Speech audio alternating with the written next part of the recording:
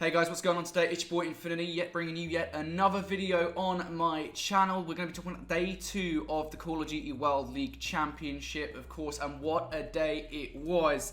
Pool play has concluded, and it was an absolutely epic conclusion at that. We are going to be seeing 3 amateur Call of Duty teams in the winners bracket. It is the lowest number we've ever seen. Which teams are they though, and how will they end up in that bracket? We've got all that and more coming up on this video.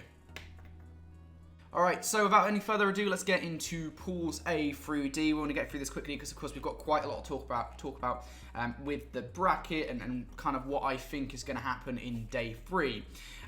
So, of course, we had most of the games happen from pool A through D on day 1, and that left very little to talk about on the last day, but that doesn't mean there is nothing, of course. 2 massive storylines for me coming out of these 4 pools. First of all, Pool A, Celtic FC ended up in 4th place. I mean, look, Celtic, I had them coming out of pool. When they came out swinging on day 1, they beat Elevate 3-1.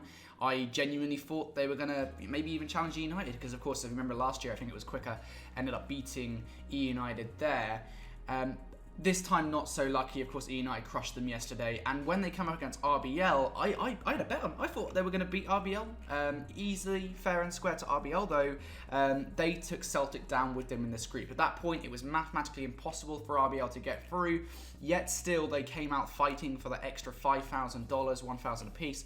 And they ended up winning the match. Celtic just didn't look themselves. And for that reason, you're not going to be seeing Celtic in bracket play. It kind of makes me sad in a way because I genuinely wanted to see Quicker succeed, as well as Bouncy, who's had a really harsh year. That being said though, Celtic FC, they are out. RBL, of course, unable to get through, and that means the pro teams in Pool A have gone through to bracket play. Pool B is really, I think, the other thing to talk about here, because again, going into day 2, we knew that Pool C and Pool D were basically set as it was. There was 1 match to be played in Pool D, and we'll talk about that very briefly in a moment. But Pool B, coming into the last day, we knew an amateur team was going to get through. We just didn't know which one it was. It was going to be either Team WaR, Dave's team, or Fuego Gaming, Mad Cat's team. These rosters, I mean, just going into the match, I expected something a lot closer. When it happened though, I mean, what I've said about WaR in the past is that they need Defrag and Josh to go off. That they're like especially in this heavy meta, Defrag is such a good Sorg when he does go off. And obviously, you know, we're in a Sorg heavy meta. For me, Defrag was shredding in this match. And Fuego, their main Sorgs just weren't. Shaxter wasn't really present. He didn't really have the presence he had against Genjot.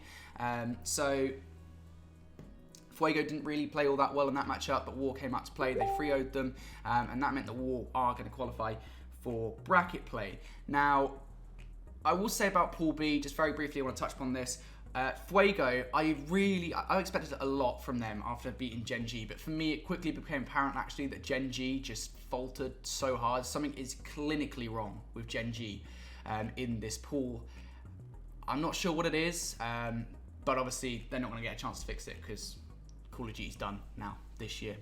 We'll talk very briefly about Pool C, of course. I mean, it was a pretty. There was nothing to really play for in Pool C by the end of day 1. We'd already had FaZe and units going through, so Mazer and Animosity just playing for 3rd. Mazer came out on top, and FaZe ended up topping the pool. Moving on to Pool D, though, there was 1 match to play between Team Reciprocity and Sage, albeit Sage did actually put up a fight in the series. Reciprocity, they came out on top and will be going through to bracket play, and they have an interesting winners round 1 matchup there. So that's going to do it for Pool A. Pools A through D. Sorry. Let's get into Pools E through F. All right, so let's discuss Pools E through H, not Pools E through F. Ignore me. So getting right into it. The headlining thing here, Singularity, they were dominating in day 1. They destroyed Luminosity. They came into day 2 and they dismantled Vanity. Now, albeit Vanity have the single most worst record across any team in the Call of Duty World Championship. They went 0-9 in map count and therefore 0-3 in series count. Singularity still came out and they destroyed them. I think that kind of win is what they needed on day 2 to propel them into the next match, because going into their last match, they had already qualified. What it came down to was Singularity could single-handedly decide the fate which team they wanted to go through between Luminosity and UYU. Singularity only needed to win one map going into that series to get first in the pool, and they did that in the very first map against UYU. However, the series went down to a Game 5 thriller, but in the end, Singularity took it, I believe it was Insights 1 versus 2, to close out the game. So really well played from Singularity, dominating Pool E 3-0. The most promising amateur team. I think a lot of people expected this, maybe some people didn't. I mean, I'll be honest, I did not expect them to beat Luminosity, but they have proved a lot of people wrong here. Machilla's Beard, shout out to you. You knew that they were going to do this. We'll see how they do in bracket play, and actually they've got quite a nice bracket run. We'll get to that in just a moment. Pool F, another interesting thing here. We get our third and final amateur team that's gone through. Sicario Gaming did end up beating Midnight Esports. I think it was a 3-2 series for them. Very well played. Very well played. I think a lot of people said Tommy was going to get through. I personally found Sicario a little bit overrated going into this tournament. But they've proved me wrong. They managed to beat Midnight. They managed to get through to the bracket. In the end, Midnight were kind of relying on beating 100 Thieves, and they just couldn't do it. So congrats to Sicario. They've managed to get through Pool F. Pool G and Pool H. This is kind of a sad one in a way. Going into day 2, we needed Train Hard and Aspire to make their wins against Evil Geniuses and Heretics, respectively, and they just couldn't do it. I think Train Hard ended up maybe taking a map off Evil Geniuses. Again, I think it was a Search and Destroy, which doesn't surprise me because they've got Krezza on the roster.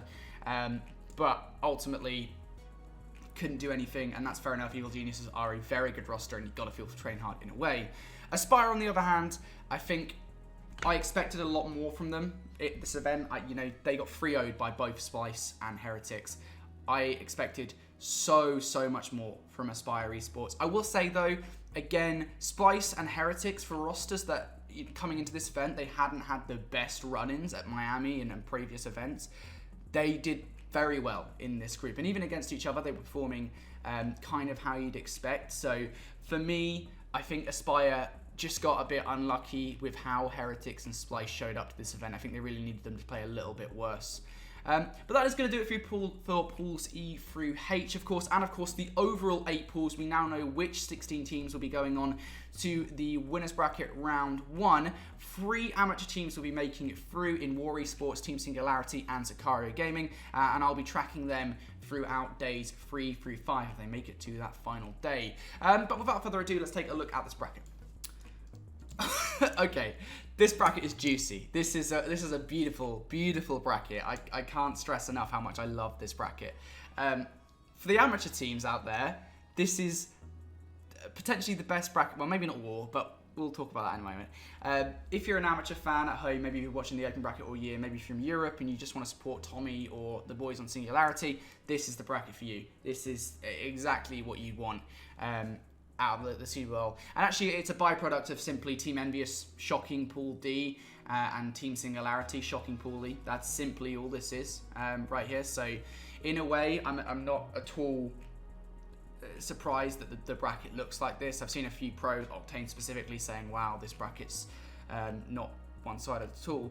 But it is one-sided, and it's simply a byproduct of Envy and Singularity playing beyond expectations. But let's talk about this bracket then. So kicking things off, left side of the bracket, this is the thing I'm going to be focusing on mostly because the fact the amateurs are here. WaR have got not so much of a good draw going into winners round 1. They have to face E United, and I think this was kind of inevitable. This was destiny for WaR, really, because realistically speaking, they were unlikely to beat first place in their pool, whether it was Genji or Enigma 6. One of those teams was going to go off, and in this case, it's Enigma 6, who I'll get to later down the line. Team WaR here, they've got such a mountain to climb. Now, United, I guess the one saving grace for Team WaR in this matchup is that Team WaR will maybe just potentially, they might underestimate Team WaR. Maybe United can come out a little bit flat, but honestly, I don't see the Miami champions not winning this one. So a little bit feels bad, man, for Team WaR. They may have to seek a losers bracket run after winners round 1. Moving on though, we've got Evil Geniuses and Splice. This is a pro matchup. Honestly, I'm not really sure what to think of this one. Evil Geniuses haven't exactly struggled in their pool. Splice as well are coming to play, but albeit, like we said previously, I don't think their pool is all that challenging for a team like Splice.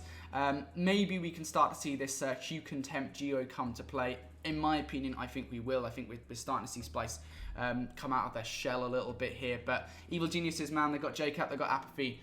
A lot can happen in that game. I'm not really sure how to call it, but if I had to, I'd probably say Splice.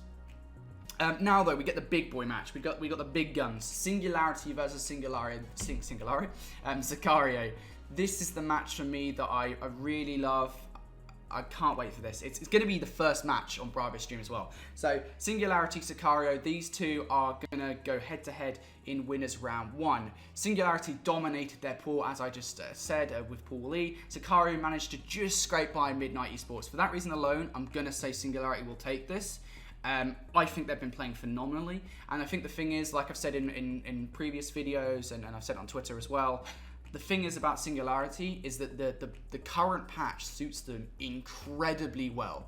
The post-Sorg patch meta with Detain and with CleanX, those two players have been doing bits all weekend long, and it's not even just that as well. Insight as an ICR, Insight is incredible. I think he's up there at the moment for potentially the best ICR in the tournament. I honestly don't see a way in which Sicario win this first match, which is kind of sad because I know there's a lot of Tommy fans out there. But if they do, I wouldn't really mind. I mean, I'm just kind of happy that we will see an amateur team in the top 12 regardless. Moving on, we got Units versus Envy. Units, not really much they could realistically do in their pool. However, they will be facing Team Envious in game number 1. Now, I will say Team Envious, they are overperforming. However, you have to be really careful if you're Team Envious. They only got out of their pool because of game 5 victories. Now, Aches did say on Hot Mic that actually it was just the game 5s that's let them down. So it's fair enough. Maybe there is a science behind it. Maybe Envy are just getting better at game 5s and they can actually rely on them now, but it is a dangerous game to play. And Units, when they want to, they can perform. I do, however, have Team Envious coming out on top of this matchup. Aches at Champs, another beast. Moving on to the other side of the bracket. Now, this is a stacked half of the bracket. FaZe and Reciprocity to kick things off. This is match of the day. Right here. This, I don't care about Singularity and Sicario in comparison to FaZe and Reciprocity. I don't often pay attention to the pro scene. But when I do, it's matches like this that make me excited. Scraps versus Waskins, the brothers. They're going to be going at it in winners round 1. It's going to be one heck of a matchup. And of course, we really do get to see how good of a Sorg Dylan is. Can he carry his squad to victory? Will the rest of the squad show up? There's so many questions here. With Reciprocity versus FaZe. I'm very excited for this matchup, and I'm actually going to call Reciprocity in winners round 1 here. I think FaZe will end up losing this matchup. Moving on, Luminosity 100 Thieves. Again, this is another kicker in winners round 1. I just want to say it's in that quadrant with FaZe and Reciprocity too. LG and 100 Thieves, man, I don't know what to say about this one. Honestly, I kind of feel like LG might come out and shock 100 Thieves. They haven't been too good in Miami, and they haven't had that challenging of a pool either. So Luminosity, I think they're going to be licking their wounds after losing to Singularity. I think they want revenge, and they might have just learned their lesson. So we'll see. I have actually got Luminosity in this matchup. Moving on to the last two matchups, got Optic Gaming and Team Heretics. I think Optic have been blessed a little bit with this draw, and not just the draw as well, but with the bracket. I think Optic here against Heretics should win, theoretically. I believe they beat them at London. So we'll see what happens. I do have Optic in this matchup. I don't think they'll see the Champs Curse here at this event. That being said, this last quadrant, this contains one of the most exciting teams to me, Enigma 6. I didn't expect Enigma 6 to get out of their group. I think they'll trample Elevate, to be honest with you. I think Elevate were very, very lucky for RBL to take down Celtic in their group. Elevate wouldn't be here, for one, if that hadn't happened. And I think they know that. I think Javed on Twitter has said about it as well. Enigma 6, however, they are another beast. They dismantled everyone in their pool, Genji included, who, alright, albeit they didn't have that good of a pool, but they didn't waste any energy, really, with WaR or Fuego. They're looking like a really, really good team. I'm excited to see how they do in the bracket, and I've actually got them pegged as maybe a top 3 team, a real dark horse here at Champs, just based on their pool performance alone.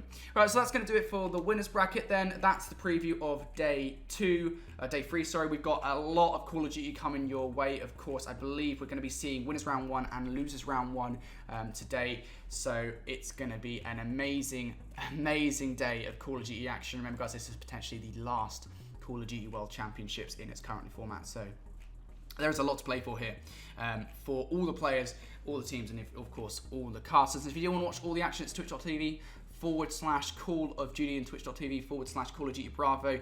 You can catch all of the action there casted by the wonderful talent team over at the Call of Duty World League. But from me from this video, that's going to be it. If you'd like what you saw today, please like the video and subscribe to my channel for more Call of Duty amateur content, and I'll see you guys in the next one.